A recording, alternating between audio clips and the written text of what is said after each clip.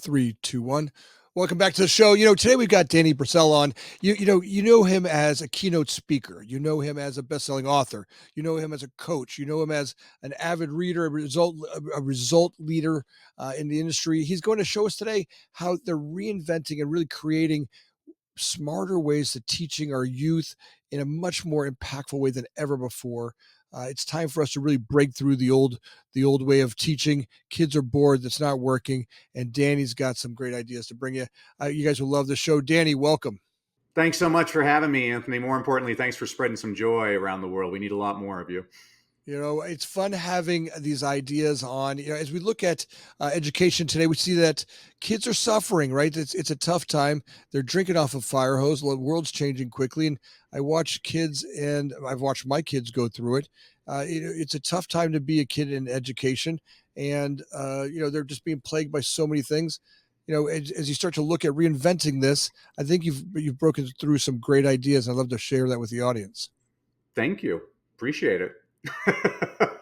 Well, I mean, look. I mean, when you're having the results that you're having, you're actually getting kids to read books again, right? That's something that I would say from the time I was a kid to now didn't happen. I wasn't taught to read books. I didn't know.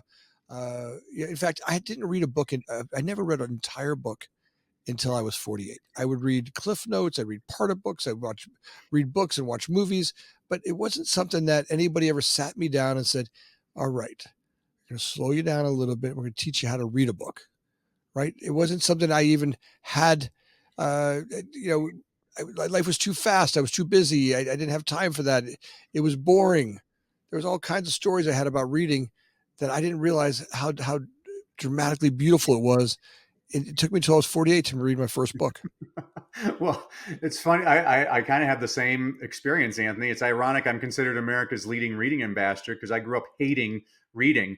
My father was a public librarian, and I always hated the public library growing up. It always had uncomfortable furniture. It smelt funny to me. There was always an elderly woman telling me to be quiet. There's always some crazy homeless guy by the bookshelves who thought he was a vampire. I always hated it. And it wasn't until I started teaching in the inner city in South Central Los Angeles where I saw a lot of my students didn't have a lot of the resources I had available to me growing up, where I basically said, shame on me. I mean, I was blessed, Anthony. Both of my parents were in the home growing up. We weren't wealthy. We were pretty poor, but we always had food on the table. And my parents always read in front of us kids, to us kids, and we had plenty of access to reading materials. And so it really became my mission to really, get kids to love reading. I mean, I think schools do an adequate job of teaching kids how to read. But the question I always ask people is, well, what good is it teaching a kid how to read if they never want to read? I teach kids why to read because I've never had to tell a kid, go watch TV. I've never had to tell a kid, go play a video game. And I never want to have to tell a kid, go read. I want them to choose to do it on their own because they love it. And there's simple strategies I share with teachers and parents to get their kids to love reading. And you shouldn't be ashamed of not completing a book until you were 48. I mean, when I was growing up, probably my favorite reading material was TV Guide. I wouldn't read anything, and I. It was actually in seventh grade. I was very blessed. My seventh grade reading teacher was a guy named Will Hobbs, who's now a best-selling young adult author. And Will was the guy that got me interested in reading for the first time. He had about 5,000 books in his classroom. And every day at the beginning of class, he would tell us what he was reading. We would tell him what we were reading. And the rest of the 50-minute period, we read. And whenever we finished a book, we'd go up to Mr. Hobbs. He'd put down the book he was reading, look through our book, ask us 3 or 4 questions. And if he was satisfied with our answers, he gave us a point. Every book up to 200 pages is worth 1 point. Every extra 100 pages is worth another point. You needed 25 points to get an A, and the top 5 point totals had their names written on the board. Nice. And I wanted my name written on that board, Anthony. 20,000 Leagues Under the Sea by Jules Verne, 500-page book, 4-point book. Wow. Also an excellent Disney film starring James Mason and Kirk Douglas. And I didn't feel like reading a 500-page book, so I took the book up to Mr. Hobbs, and I learned a valuable lesson that day, Anthony. Books ain't always like the movies. That's right. And guess what Mr. Hobbs did? He gave me the 4 points, and that's That's when I learned a great teaching strategy. Guilt works because I read every word of every page of every book from that point forward. Went well above and beyond what I had to do. I got over 44 points that semester. He used the greatest strategy I've ever seen a teacher use to get a kid excited about reading. I'm going to share it with your audience right now. He found out what I was interested in, which was football. And at least once a week, he'd come up to me with a book. He's like, "Hey, Danny, check out this book on John Elway. I think you'll like it."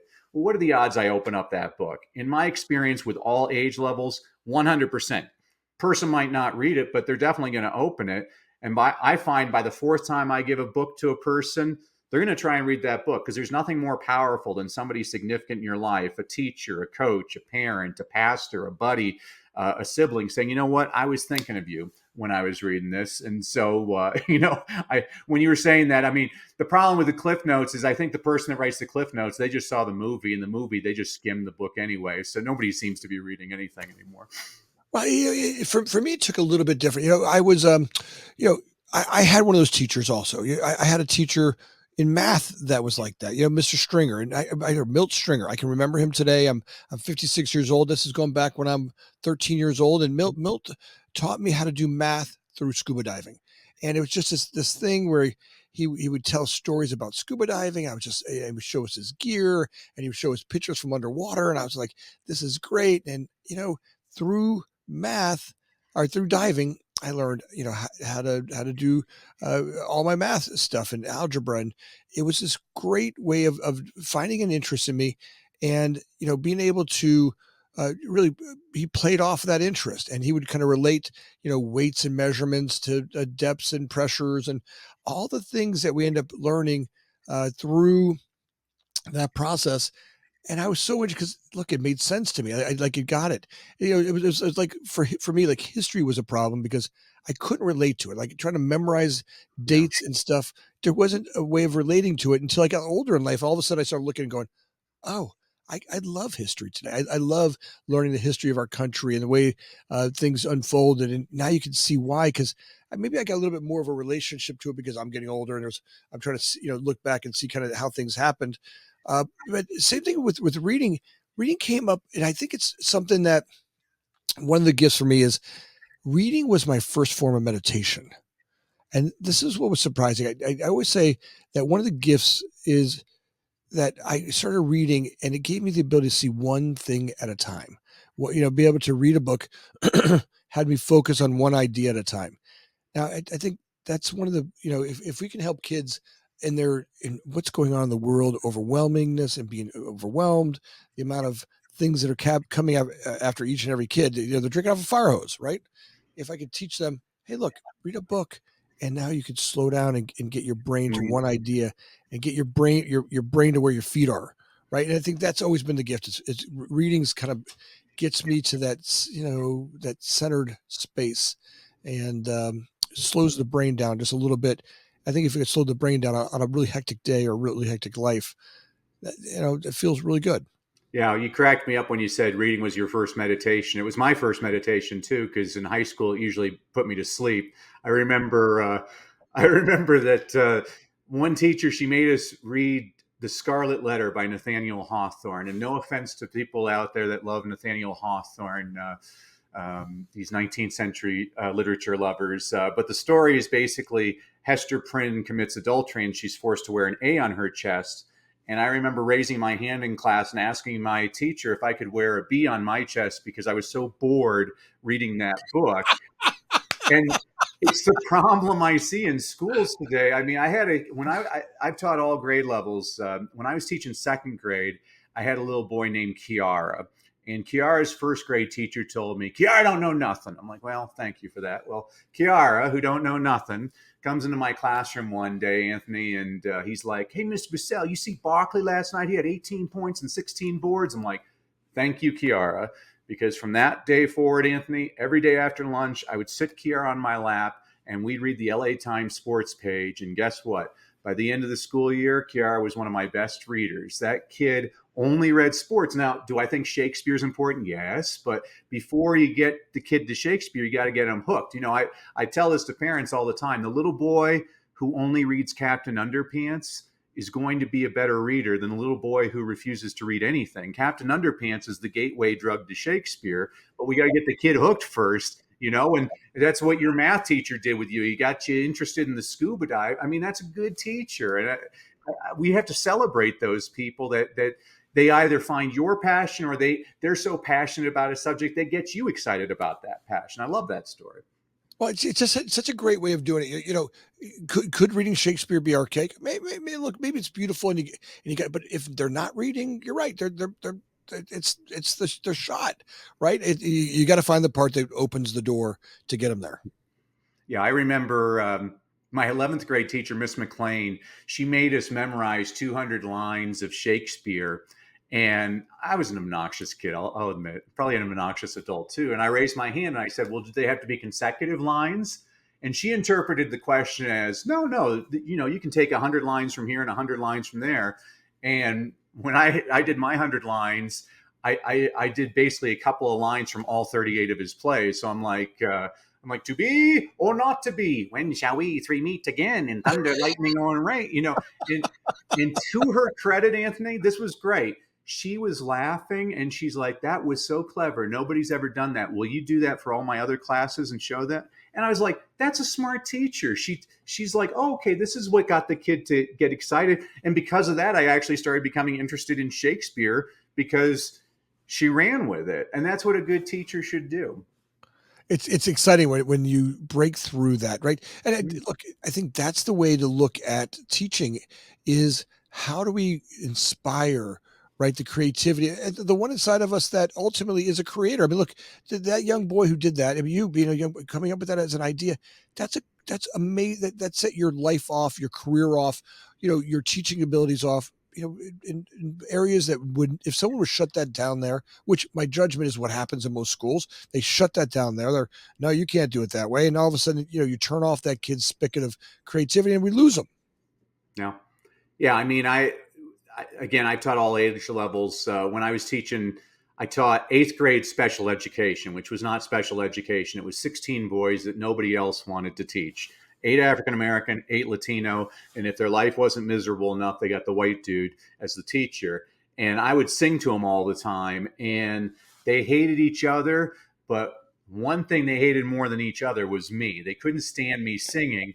And so about 3 weeks in, they decided to show me, they were going to teach me Ebonics. And so they created a song and it was to the beat of This Old Man. So it was like, this old pimp, he played one. He says gat, but we say gun with a knick-knack. This is whack, give your dog a bone. This old pimp went rolling home. They went all the way up to 10. This old pimp, he played 2. He says kicks, but we say shoe. This old pimp, he played 3. His friends are homies, dogs and G's. This old pimp, he played 4. He got chin checked, hit the floor. This old pimp, he played 5. Boy got smoked, means not alive. Basically, they went all the way to 10.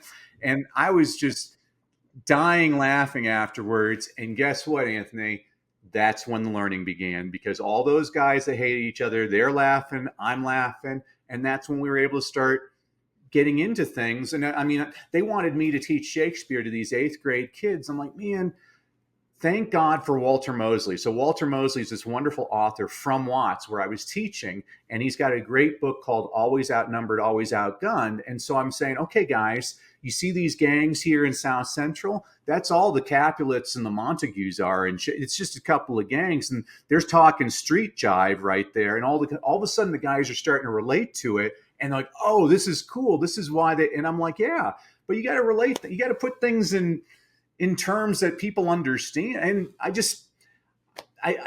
I always tell teachers this, anyone can teach. It takes a lot of hard work to be a really good teacher. I mean, trying to figure out if you have 33 students, that's the challenge is all 33 of them are completely different. This is why I love watching coaches. I love the psychologies. They're always trying to get into the minds of everybody. Well, what's the fuel that charges this kid? And it's my favorite part about education. There's a challenge every day. And I mean, people think I'm like Ted Lasso, but it is something like I like to figure out, well, what's the psychology in this kid? How do I get this kid excited and curious? And it's always just that one little finding that spark, right? Finding that piece. And I think that's what bummed me out the most about school for me. I was a terrible student, but I was only Terrible stupid because I got turned off. I didn't my handwriting was kind of messy. And I remember getting pulled aside and being that special class. I had to, use the big fat number 2 pencil and, do that. I was in that class, and then my spelling wasn't great. So I just I never felt like school was where I could prosper. I just didn't fit in that system. But today I love learning. I mean, it's something that I thrive on. I love, I read a book a week. I love reading books. I love learning new ideas. I love finding new principles I can apply to life. And I just felt like, you know, there I was, shut down early. And that I wonder, what would happen, the dynamic of that. How many of other kids are going through that same thing every day? They get shut down at school, and then they feel like, there's something wrong with them, and there's nothing wrong with them. It's the way they were learning, right? They were being taught. There's something, something about the way we're being taught that just shuts them down. Every kid has the ability to get there. Just how do we find that? Now, it's tough, right? When you got, overcrowded school and teachers that are outmanned, it does make it harder for that. So how do we do that? How do we find that, and how do we bring that to the schools, on a regular basis? How do you do that? Well, I'm like a Baptist in front row right now, Anthony. I'm saying amen to everything you're saying. I mean, I read avidly now. I mean, the happiest day of my life, besides my wedding day, was when I got my PhD. I was grinning from ear to ear. And my wife's like, "Why are you so happy?" I'm like, "Because from now on, I pick the books." And I love reading biographies. And there's something that's in common. Almost every biography of successful people has one thing in common: they dropped out of school. And I'm like, what is going on? Why are we not serving? I mean, I was debating a whole faculty last week because they weren't going to let the kids use artificial intelligence. And I said, just so you know, the kids know it's there. And I don't think we should ever resist technology. I think we need to take the technology and figure out how to use it to assist us to be better teachers. And that's the trick with teaching all the time. It's never stagnant, but it's also what I love. The best part of continuous learning is that it never ends. And I'm just like you now. I'm more of a student now than I ever was when I was a kid, because I'm actually curious and I'll pursue those interests, as opposed to this mandated curriculum that used to try and fit every kid into the same box. And I never belonged in that box. You never belonged in that box. And all it would have taken is a couple of I mean, everybody had at least one good teacher, and I guarantee everybody had at least one bad teacher. And what you're trying to figure out, well, how do we replicate the good ones, and how do we get? I tell teachers this. My job is to keep good teachers in their classrooms. I'm like, if you're not good, leave. We don't want you. I mean, please get out of there. We need people that are really excited about getting excitement.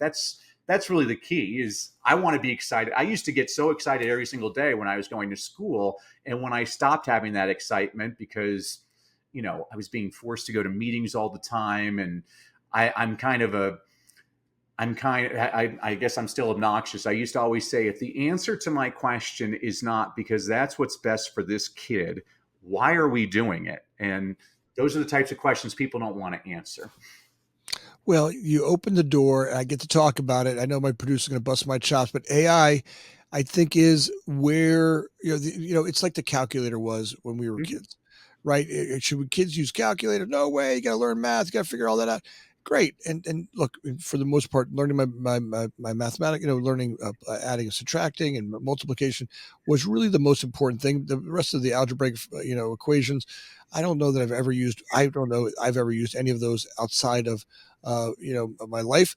Others do, but, understand that there are those, and there is a way of doing, figuring out what pi is, and figuring out, maybe how to put together a recipe, or a bigger recipe or something, how to change cups and all that stuff is important. But I think as this new technology comes into play, I think you're right on. We have to embrace it. I even envision a future where, if you look at what social media did to us, it really raced to the bottom of our brainstem. It got that addictive behavior where, we're all on there clicking and liking, and, just if you look, every airport I go in, every school I go walk in, every kid's just scrolling, and every look at kids, grandpas, grandma, everybody's just scrolling in that addictive way. My judgment is that we're going to end up having AI relationships that will be, something we walk with and talk with and be with throughout our life. And I think it's also going to affect the way that we learn. I see a world, in where AI models become a part of a relationship with you and will know you better than you know yourself, right? They'll know us better than we know ourselves, and to be able to inspire us in ways that work for us, because it'll have that intimate knowledge with each and every one of us, and I think be able to take the time to learn. Like say if Johnny likes to learn while he's eating cereal on the cereal box, or if it's Betty likes to do it in a TV show in the morning, or she wants to watch it. They're gonna learn about history lesson in a movie. My judgment is that AI will put that stuff into our daily lives the way that works for us, and I think that's what you're talking about, is finding those ways of teaching the human. Now, I think we got to be careful what it teaches us and what it guides us, but a different conversation. But having that way to customize education for each and every person the way they want to learn, I think that's what you're talking about. It's finding that way of doing that. Yeah, I mean, we need to embrace technology. People have been griping about technology from the dawn of time. I mean, the Greeks thought writing was going to cause everybody to become stupid. In the 1840s, they thought the death of education was the chalkboard. And then they thought, radio and TV are going to be the death. And no, it's going to be social media and computer. These are all tools. We just have to learn how to use these. I mean, there was a Saturday Night Live skit about Alexa for elderly people. And it's like this old woman's like, Anthony, my name is Alexa. Anthony, where is you? I'm like, that's exactly right. Kids are laughing at us. There's a great YouTube video, and it's of a 2-year-old, and he keeps on tapping a book, waiting for something to happen. He doesn't understand that the book, you have to open it to read the words, whatever. But there's nothing wrong with it. I once had a principal, Mrs. Lucifer, and she wrote me up because if my students, Wait. Mrs. Lucifer, that's that's what I you got. called her, Mrs. Lucifer. Oh, So I got you. yeah. So I mean, if my students were paying attention, all the answers to the tests were on the walls, and my kids were paying attention. They all got 100%. And so she wrote us all up. She wrote me up because the kids were cheating.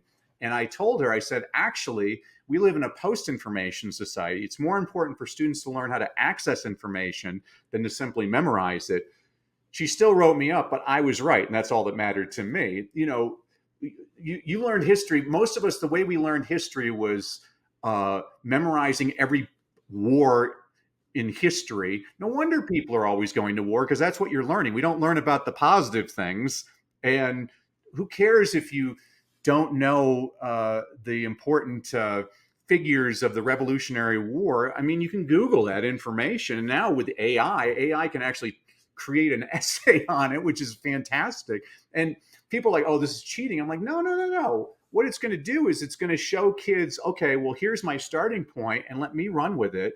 And I'm watching kids now, rather than doing some stupid 20-minute worksheet, they're spending 30 hours of their personal time creating YouTube videos of the same subject matter. I'm like, I'm very excited about that. And everybody's just always doom and gloom. And I'm like, the average kid today is exposed to more print than a kid who lived in the 18th century was exposed to their entire lifetime. When people say kids aren't reading, I'm like, no. You're using a very outdated model of reading. I mean, I was working with a 4th grader, and his teacher's like, oh, well, Mario don't know how to read. I'm like, well, Mario in 1 hour must have texted at least 50 people. He had scrolled several websites. He was checking out social media. He's highly literate, but she's using a definition from 75 years ago. And so I'm not one of these doom and gloom people. I'm optimistic. I think the future is very bright if we focus on the bright future. It is, and that's the gift of it, is realizing that these kids today, they're not stupid because they don't learn what you learned or the way you learned does not make them stupid at all. I would tell you, my children have more data coming at them than I did times 100x. I mean, if you go to any kid today, they're doing, 150 streaks before they wake up, before they walk out of bed. They've already communicated to 150 people before they get rolled out. And then, these little smiles and text and things, they're talking to each other all day long. It's different. It's not the same. It's hard to measure by the measurements that we used. Yep. We had to change the measurements and then realize, okay, wow, they're getting data. The amount of stuff that they're learning on a scroll. I mean, there's no way. I mean, now it is weird when you're watching, cats throw hairballs and then kids Yeah. dancing, and then all of a sudden, the first gunfire in a war somewhere. They're getting this data now, much faster than ever before. Now, sometimes I feel like there's where we go back to that original conversation. Why reading for me has become so important, that disconnecting from the blue light, disconnecting from the electronic, putting that away a couple hours before bed, and then in bed I read, no less than 10 pages, but I try to get to 50 pages every night.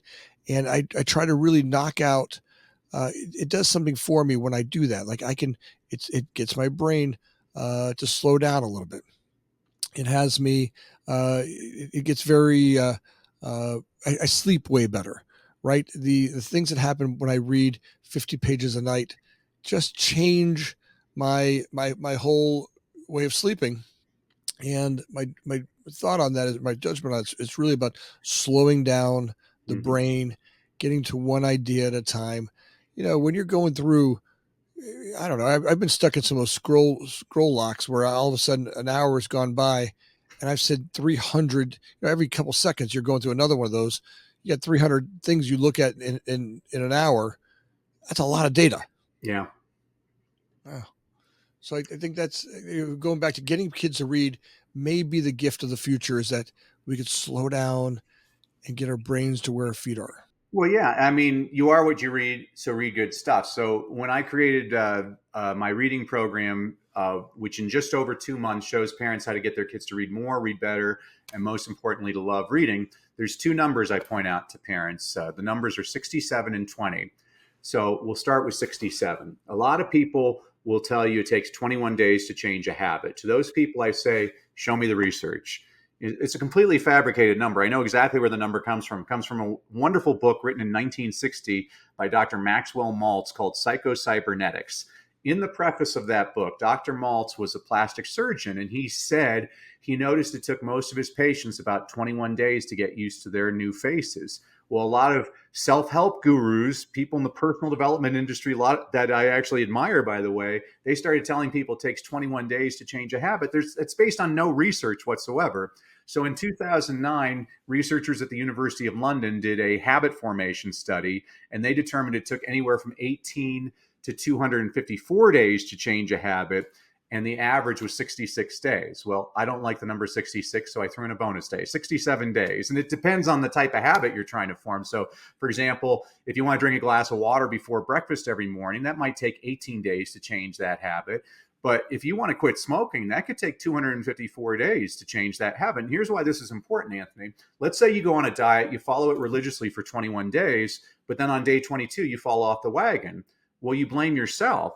That's completely inaccurate, because the research is showing it takes at least 3 times longer for most people to form a habit. So the first number is 67.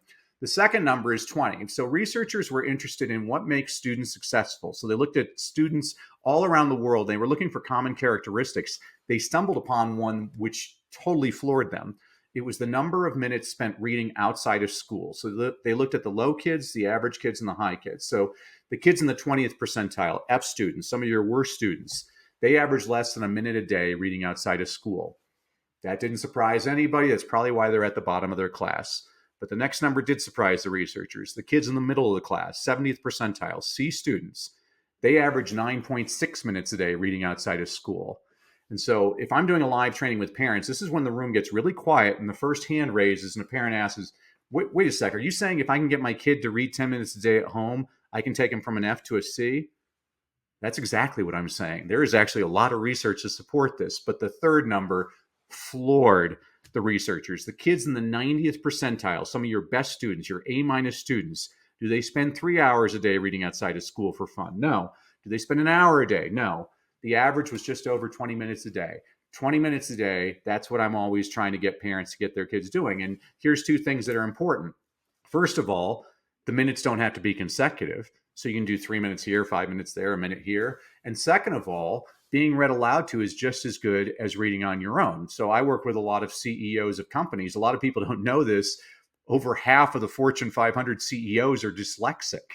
And dyslexic students, just so you know, all it's a reading disability. All reading disabilities are curable. Dyslexia is far and away the most undiagnosed reading disability out there. But when you're dyslexic, you tend to process information a lot better with your ears than with your eyes. And so dyslexic, I always tell them, listen to Audible books. I mean, Richard Branson, famous example of a dyslexic person that he listens to Audible books all the time, but he can't concentrate reading for 3 minutes, So though, my entire program is showing parents, here's what you do to get those kids excited about 20.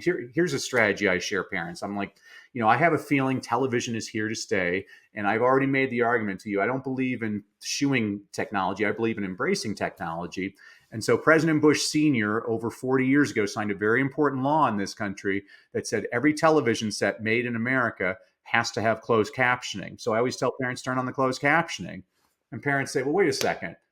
If the show's in English and the subtitles are in English, what good does that do? I'm like, well, that's a fair point. Let me make a point. Have you ever watched a show with subtitles and not looked at the subtitles? It's very difficult to do. Your brain is actually directed towards the text. There's actual research that supports this. If you look at reading scores around the world, the more kids watch TV, the lower their reading scores are in every single country on the planet except for one. The country where kids watch the most TV also has the highest reading scores on the planet. It's Finland. People always ask, well, how can that be? I'm like, well, because Finland makes really bad TV shows. And so what they have to do is they import all these old American sitcoms like Good Times and Different Strokes and Welcome Back, Kotter, and everything is subtitled in Finnish. The kids are reading all the time. Again, it doesn't take a lot. All it takes is the effort. And this is what I'm trying to show people is, hey, reading is important. You and I now know this, Anthony. How many years were we not reading that we could have been reading if somebody had just said, oh, well, here's a whole bunch of books by Jacques Cousteau on scuba diving. Well, that's going to get you excited about reading. For me, Sports Illustrated, if you give me a subscription to Sports Illustrated, I would have read all the time. And who is to say Sports Illustrated is worse than Dostoevsky? I mean, I don't understand why people have this fixation on classic literature. Classic literature is only read in high school classrooms. Most of us, when we're reading People magazine, we're reading, newspaper articles, we're reading John Grisham novels.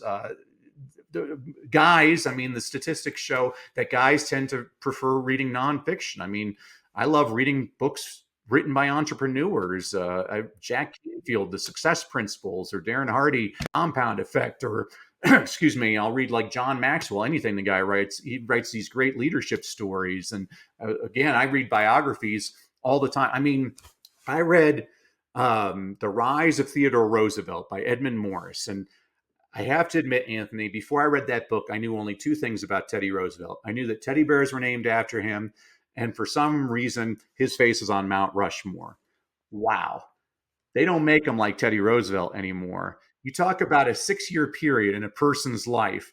Excuse me. When he was 36 years old, he was police commissioner of New York City. When he was 37, he was assistant secretary of the United States Navy.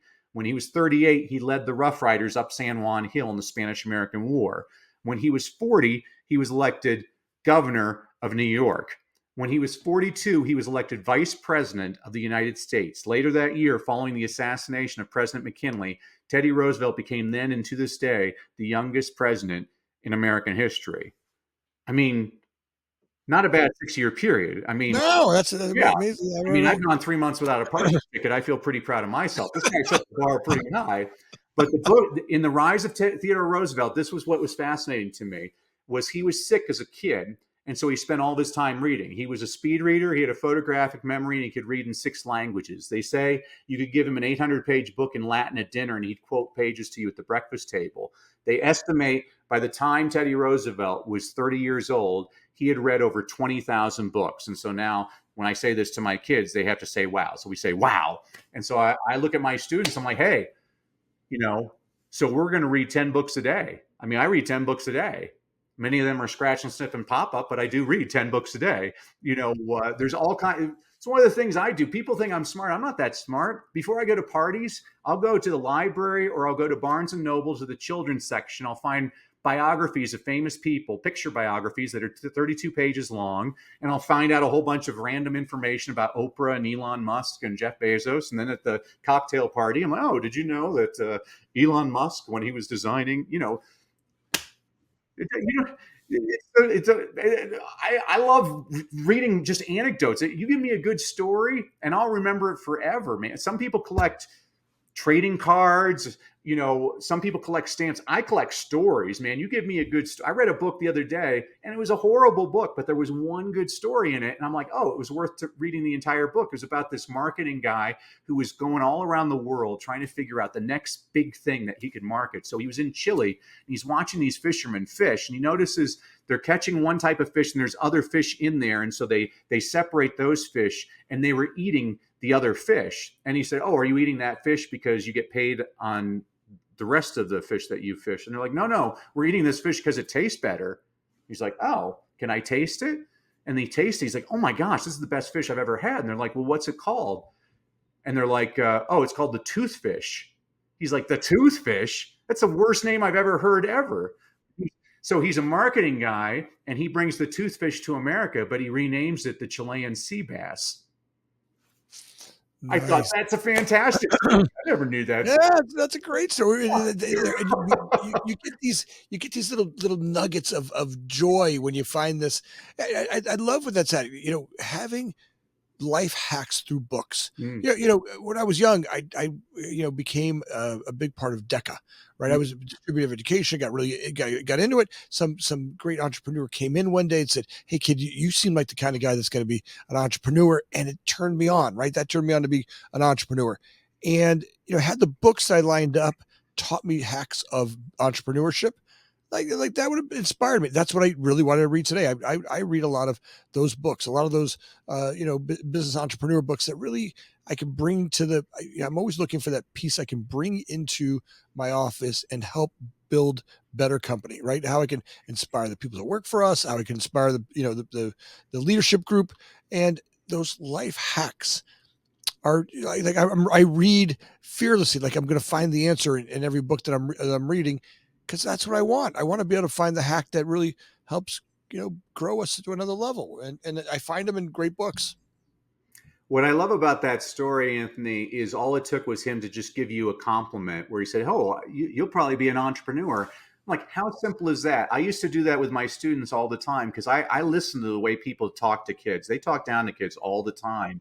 And it really drives me crazy. I'm like, gosh, get positive thoughts in the kids' heads. When I was teaching middle school, I was the only teacher at the school to have, I had 0 tardy students, and nobody could figure out why that was. And I said, well, it's because I read Paul Harvey stories. So growing up, and you're older too, Anthony. I mean, at this point, chop off our heads and count the rings. We're in our golden years. But when I was a kid, I used to, every day at 12:15, I listened to Paul Harvey on the radio. He'd come on. He's like, I'm Paul Harvey with the rest of the story. And so I'd have these books and I'd read these aloud to the kids, these little stories, 5-minute stories. And the kids always loved them. They were trying to figure out, well, who's he talking about or what's the company or whatever. But the problem with a lot of the Paul Harvey stories is they're about like Sears Roebuck. Well, a kid in 2024 doesn't even know what Sears Roebuck is.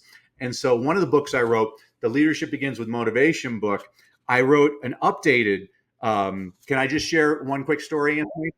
Yeah. So here, this is the way I get kids excited about different things, especially like entrepreneurship. So I write, on the morning of January 17th, 1977, Gary Gilmore, in a plain t-shirt, strapped into a chair with a bag over his head, awaited a firing squad of 5 law enforcement officers to execute him at the state prison in Draper, Utah.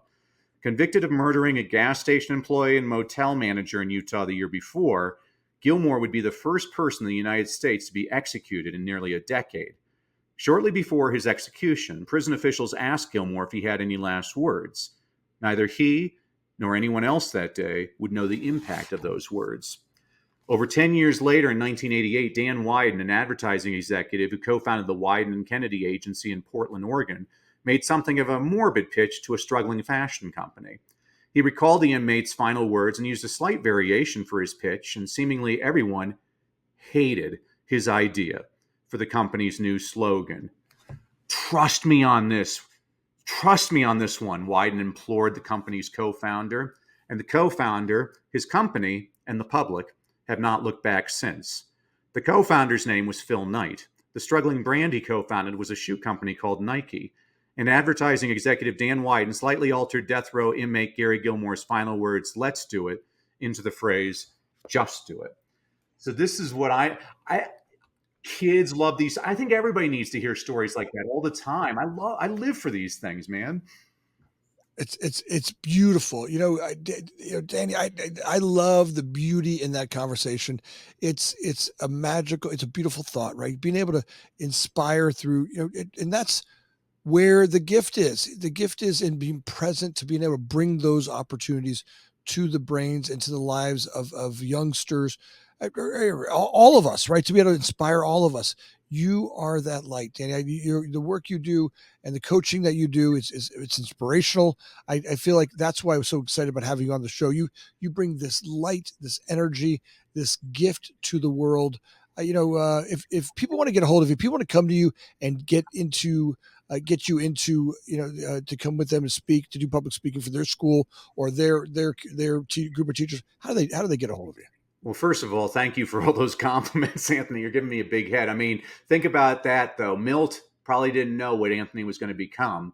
And you don't know all the people that you're touching with your podcast. So you're a great teacher as well. Don't ever underestimate your value. So as a thank you to you and all of your listeners for bearing with me today, I wanted to give everybody a couple of freebies. So if you go to freegiftfromdanny.com, again, freegiftfromdanny.com, I'm going to give everybody a complimentary e-copy of my book, Read, Lead, and Succeed, which is a book I wrote for an elementary school principal who was trying to keep his faculty and staff positively engaged. So I said, okay, I'll write you a book.